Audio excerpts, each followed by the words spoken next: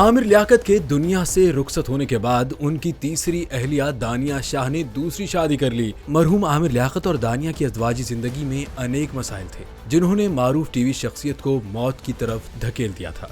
दानिया शाह की जानिब से आमिर लियाकत की मुतनाज़ और नाज़ेबा वीडियो लीक होने के बाद आमिर लियाकत की जिंदगी में तूफान बरपा हुआ, जिसने उन्हें शदीद डिप्रेशन का मरीज बनाकर मौत की नींद सुला दिया।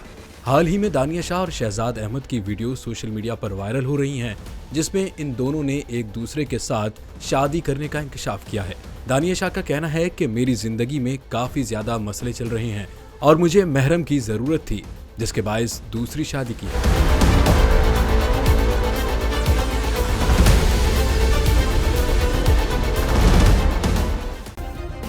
सब्सक्राइब करें और बेल दबाएं ताकि कोई खबर रह न जाए।